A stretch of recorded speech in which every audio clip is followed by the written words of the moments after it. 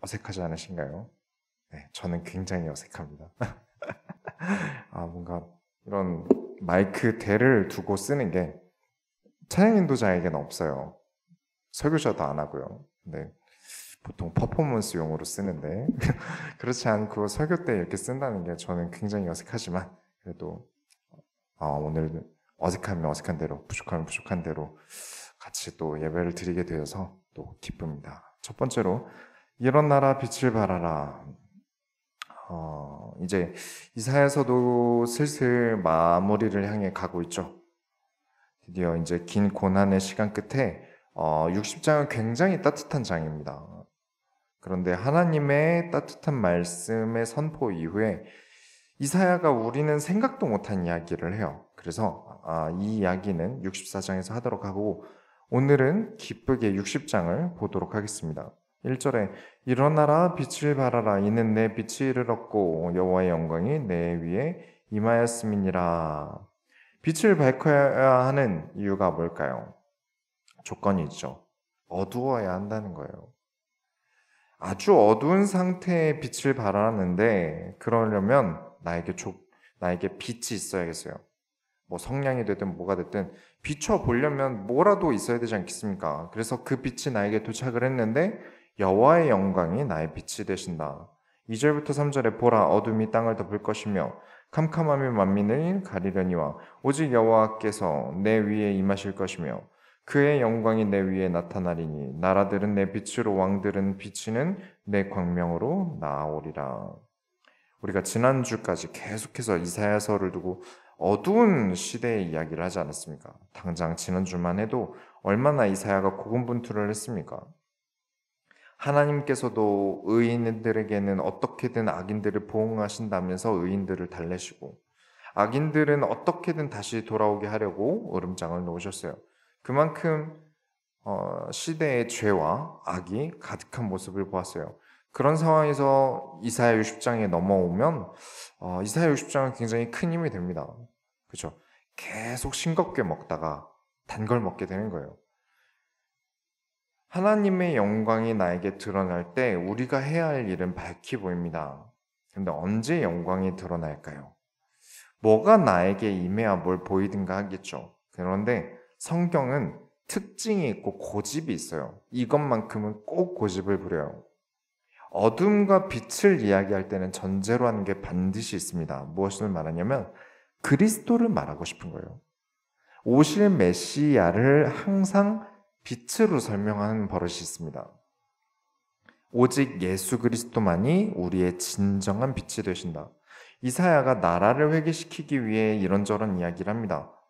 문제 제기를 많이 해요. 그러나 문제에 대한 대답은 언제나 오실 메시아입니다. 4절부터 6절에 내 눈을 들어 사방을 보라 무리가 다 모여 내게로 오느니라 내 아들들은 먼 곳에서 오겠고 내 딸들은 안겨올 것이라 그때에 내가 보고 기쁜 빛을 내며 내 마음이 놀라고 또 화창하리니 이는 바다의 부가 내게로 돌아오며 이방 나라들의 재물이 내게로 옵니다.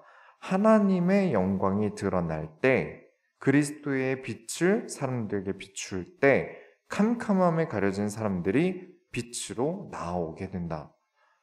두 번째로 여러분이 이 장면을 보면서 교회에 대한 마음이 무엇인가를 생각해 보셔야 됩니다. 빛을 보고 나오는 사람들이 그냥 올 리 없죠. 맨손으로 오지 않는 거예요. 저는 빛이 전혀 없는 공간을 떠나 빛이 되는 성전으로 우리 교회가 이전하기를 소망하고 있어요. 분명 하나님께서 이곳에 뜻이 없으시고 다른 곳에 뜻이 있으신다면 하나님께서는 그 과정 속에서도 하나님의 손이 우리 소원교회와 함께 할 것입니다. 계속해서 기도해 주셔야 됩니다. 지금 우리 교회 재정으로 분명히 쉽지 않은 길을 가고 있지만 그래도 저는 하나님께서 이끄실 일을 믿습니다. 저와 여러분이 하나님께서 일하심을 확인하게 될 것인데 조건이 있습니다. 언제죠? 도대체 하나님은 언제 우리에게 일하심을 나타내십니까? 믿을 때입니다. 그냥 믿습니다. 아멘이 아니라 모든 성도들의 마음이 나아감에 하나가 될 때, 우리의 최후의 한 걸음까지 걸어 나갈 때 하나님께서는 우리에게 기적을 베푸실 줄 믿습니다. 어떻게 베푸실 것이냐? 6절부터 7절에 허다한 낙타 미디안과 에바의 어린 낙타가 내 가운데 가득할 것이며 스바 사람들은 다 금과 유향을 가지고 와서 여호와의 찬송을 전파할 것이며 게달의 양 무리는 내게로 모일 것이요 느바요의 순양은 내게 공급되고 내 제단에 올라 기꺼이 받음이 되리니 내가 내 영광의 집을 영화롭게 하리라. 하나님의 영광의 집은 어디입니까? 하나님의 영광의 집, 우리는 성전으로 정의하고 있습니다. 성경에서 하나님의 집은 항상 성전으로 정의하고 있어요. 세상은 여러분에게 나올 것입니다. 여러분은 교회로 나오게 될 거예요. 언제나 그렇습니다. 제가 늘 강조하는 게 있어요.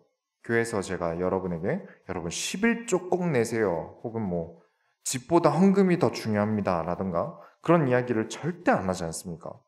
교회에 돈을 담으면 안 됩니다. 마음을 담아야 돼요.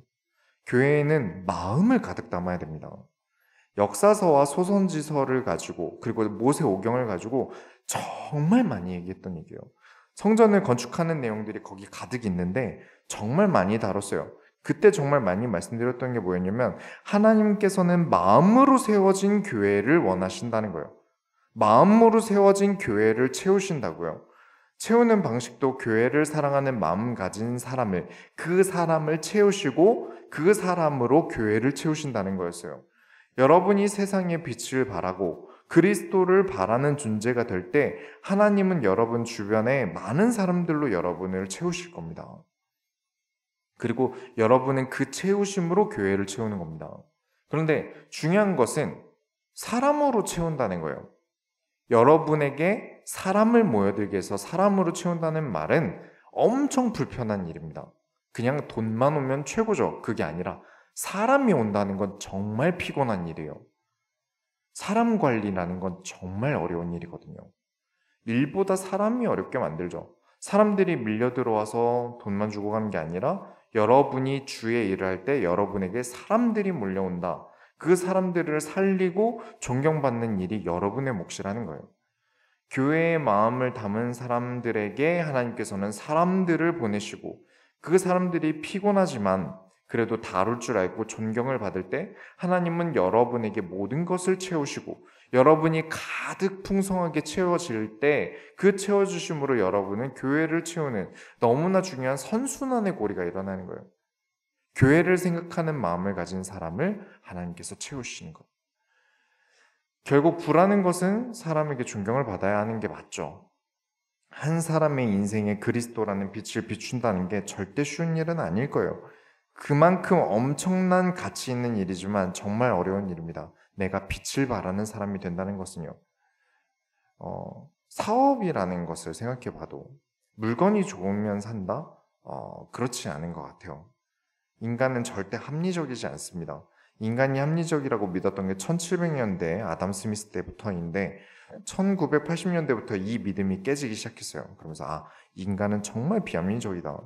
그런 비합리적인 사람이 어디에 자신의 인생과 경제를 투자하느냐? 많은 이유들이 있겠지만 가장 중요한 것은 저 사람이면 내 인생을 바꿀 수 있다. 저 회사라면 내 인생을 바꿀 수 있다. 내가 하는 일을 잘 되게 만들어줄 수 있다라는 느낌이 들면 그때부터 돈을 쓰기 시작한대요. 진짜 될 것인가? 저 사람이 맞는가? 합리적으로 따져보는 게 아니라 그럴 것 같다는 느낌만으로도 충분하다고 여긴답니다. 많은 사람들에게 존경받는 사람이라면 그 사람은 점점 더 존경받는 사람의 숫자가 늘어나게 될 거예요. 여러분의 사업 역시도 여러분의 경영 철학과 여러분의 아이템에 대한 스토리와 내용으로 하여금 여러분이 존경과 존중을 받을 때 사업은 성공하겠죠. 그런 것처럼 성경도 역시나 돈보다 더 중요한 가치를 보라고 우리에게 요구를 합니다. 그러니 꼭 여러분은 교회를 사랑하게 되시길 바라요. 교회를 사랑하고 교회를 향한 마음을 가질 때 반드시 여러분에게 돌아오는 선순환이 시작될 겁니다. 교회를 사랑하는 마음에서부터 시작할 거예요. 꼭 그렇게 되시길 바랍니다. 8절부터 9절에 저 구름같이 비둘기들이 그 보금자리로 날아가는 것 같이 날아오는 자들이 누구냐? 곧 섬들이 나를 앙망하고 다시스의 배들이 먼저 이르되 먼 곳에서 내 자손과 그들의 은금을 아울러 싣고 와서 내 하나님 여호와의 이름을 이름에 드리려 하며 이스라엘의 거룩한 이에게 드리려 하는 자들이라. 이는 내가 너를 영화롭게 하였음이라. 이 구절이 여러분의 미래가 되길 바랍니다. 이 구절이 여러분의 미래가 되길 바라고 그 미래로 인해 소원교회의 미래가 되길 바랍니다. 세 번째로, 그러려면 반드시 나의 빛이 무엇인지를 꼭 새기셔야 합니다. 10절에 내가 노하여 너를 쳤으나 이제는 나의 은혜로 너를 불쌍히 여겼은즉 이방인들이 내 성벽을 쌓을 것이요 그들의 왕들이 너를 섬길 것이며. 1층의 화분들이 점점 늘어나고 옆에 야채 가게는 점점 더 고추를 말리는 걸 확장하고 있어요. 점점 넓어지고 있어요. 오늘도 보니까 더 넓어졌는데 여기서 교회를 처음 시작했을 땐 굉장히 괜찮았습니다. 주차도 앞에 편하게 할 수 있었고 또 많은 사람들의 관심을 받고 시작을 했어요. 근데 점점 제약이 심해지더니 지금과 같은 상황이 오고 말았죠. 하나님께서 저에게 하나하나를 치셨어요. 그런데 왜 치셨는지 압니다. 하나님께서는 교회를 치시고 저를 확장시키셨어요. 교회를 치시면서 성도들의 마음을 확장시키시고 저에겐 그릇을 확장시키셨어요. 제가 바꿔야 할 것들을 많이 가르치셨고 그렇게 지금 우리 교회 성도님들과 이렇게 만나게 된 것이죠. 그리고 이제 저를 불쌍히 여기셔서 교회를 이전할 기회를 주고 계시다고 생각을 합니다. 분명 우리 교회가 가진 경제력으로 어림없는 상황 같았지만 하나님께서는 그와 상관없이 우리에게 딱 맞고 꼭 필요한 것을 주고 계신다는 게 느껴져요. 15절에 전에 내가 버림을 당하며 미움을 당하였으므로 내게로 가는 자가 없었으나 이제는 내가 너를 영원한 아름다움과 대대의 기쁨이 되게 하리니. 소원교회가 영원한 아름다움과 대대의 기쁨이 되게 할 것을 저는 믿습니다.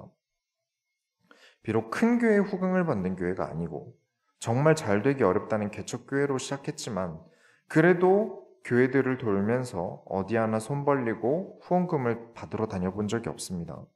단 한 번도 없어요. 그 후원금을 제가 받게 되면 저로 하여금 그 자리에서 안주하게 될 것 같았거든요. 이렇게 어떻게 후원금 잘 받으러 다니면 내가 이 교회에 더 마음을 안 써도 되겠지. 내가 교회를 더 성장시킬 마음을 안 가지지 않을까라는 생각이 들까봐. 그래서 후원을 받을 수 있는 많은 열려있는 곳들이 있지만 제가 받으러 다닌 적이 없어요. 이 교회는 힘들 때도 풍족할 때도 어려울 때도 행복할 때도 언제나 주장해 왔습니다. 무엇을요? 그리스도로 살아가자라고 주장해 왔어요. 입만 살아서 입 밖으로만 그리스도를 말하면서 삶은 전혀 상관없도록 살도록 가르치는 그런 교회가 아니라 그리스도로 살아간다는 것이 무엇인가 가르치는 교회가 되자 그 마음으로 지금까지 왔습니다. 17절에 내가 금을 가지고 놋을 대신하며 은을 가지고 철을 대신하며 놋으로 나무를 대신하며 철로 돌을 대신하며 화평을 세워 관원으로 삼으며 공의를 세워 감독으로 삼으리니. 업그레이드 할 때가 왔다. 하나님께서는 우리를 업그레이드 하실 계획이다. 교회가 업그레이드 된다? 아닙니다. 교회가 업그레이드 되는 어떤 물건과 인테리어와 건물이 업그레이드 되는 건 사실 진짜 큰 의미는 없어요. 성도와 목회자가 업그레이드 되어야 되는 곳이 교회입니다. 끊임없이 성도와 목회자가 성장하는 교회가 되어야 합니다. 겉만 좋은 교회가 아니라 더 좋은 모습으로 바뀌어가는 교회가 저는 진짜 좋은 교회라고 생각합니다. 19절에 다시는 낮의 해가 내 빛이 되지 아니하며 달도 내게 빛을 비추지 않을 것이요 오직 여호와가 내게 영원한 빛이 되며 내 하나님이 내 영광이 되리니. 낮의 해보다 더 밝은 게 어디 있겠습니까? 밤에 달마저 없다면 어떨까요?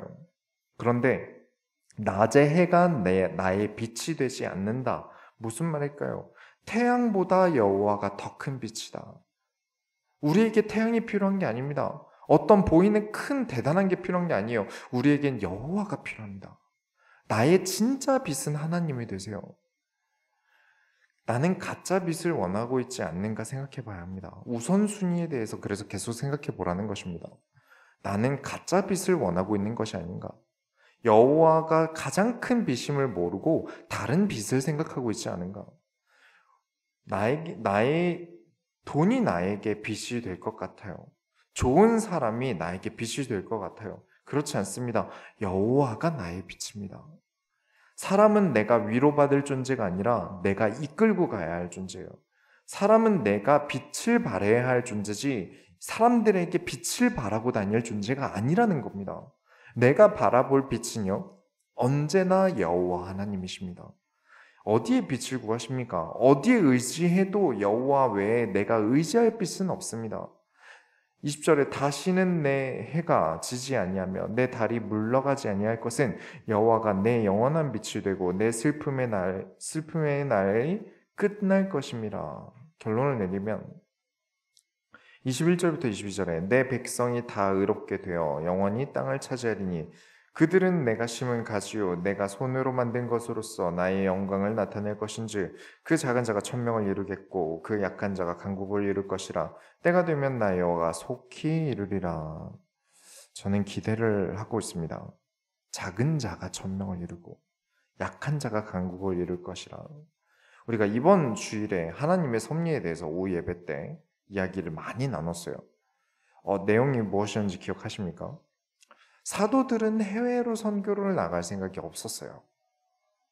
이스라엘의 구원 사역에 힘쓰려고 했는데 핍박이 너무 심해서 어쩔 수 없이 해외로 내보내진 것이 하나님의 섭리고 은혜였다라고 바울이 주장을 합니다. 이렇게 이방인들에게 그리스도가 전파되게 하셨고 이후에 다시 예루살렘에 이스라엘의 그리스도가 전파되도록 하나님이 섭리하신 것이다. 사실 지난주부터요, 제가 굉장히 말도 안 되는 어려움들을 겪고 있습니다. 위기라고 볼 수 있는 상황이고 또 목회를 그만두고 싶어질 만큼의 어려움이 저에게 가득 있었어요. 목회가 어려운 게 아니라 이 목회를 유지할 만한 상황이 만들어지지 않는 게 참 어렵더라고요. 그런데 교회는 이전을 할 계획을 가지고 있고 또 그럴 만한 건물이 찾아지고 있어요.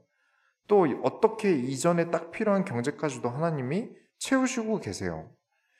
일부러 하나님께서 극도로 몰아가고 계신다는 게 느껴집니다. 앞에는 홍해고 뒤에는 군대가 쳐들어와요. 진짜 여기서 내가 뭘 더 할 수 있을까 포기하는 게 맞지 않을까 하는 상황까지 몰아세우세요. 그런데 하나님께서는 오늘 이사야 60장의 말씀을 주십니다. 성경에서 가장 힘이 되고 위로가 된다는 장, 손에 꼽히는 장 중 가장 앞에 두는 장이에요. 저의 상황은 지금까지의 소원교회 3년 반 중 가장 힘든데 곧 펼쳐질 응답은 가장 크게 나타나게 해주세요. 이게 무슨 상황인가 싶어요. 그래서 어제 너무 힘들어서 막 주저앉아서 울다가 생각을 했어요.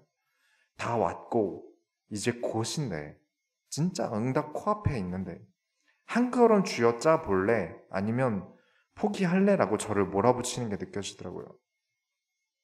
다 포기하고 싶은 상황에서도 더는 못하겠다는 상황에서도 더 나아가 볼래? 라고 이제 저에게 질문하시는 게 느껴지더라고요. 그래서 하겠습니다. 네, 죽기 살기로 걸어볼 생각입니다. 몸이든 마음이든 부서져도 상관없이 나아갈 것입니다. 더 나아가면 저의 체력과 근력이 돼요. 이 쥐어짜는 한 걸음이 저에게 믿음의 성장이고 더 큰 원동력이 될 겁니다. 더 못 나아가면요, 노예가 되는 겁니다. 다시 이집트로. 곧 하나님께서 일으키실 비전이 실현되기 직전인데 절대 곱게 주실 생각이 없으시다는 판단이 듭니다. 그래서 나아갈 것입니다.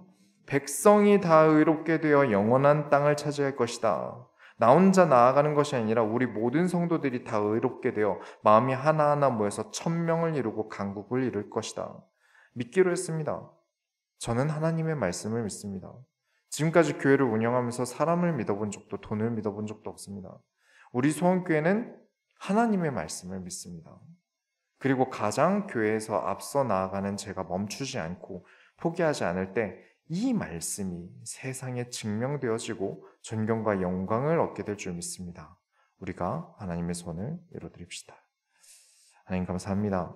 오늘도 우리에게 말씀을 주시며 말씀으로 나아갈 것을 요구하시고 이 안에서 얼마나 하나님께서 큰 것들을 숨겨두셨는지 우리에게 희망과 소망을 갖게 하심에 감사드립니다. 더 나아갈 수 있도록 우리가 응답의 끝에 있음을 우리가 알게 하여 주옵소서. 살아계신 예수 그리스도의 이름으로 기도드렸습니다. 아멘.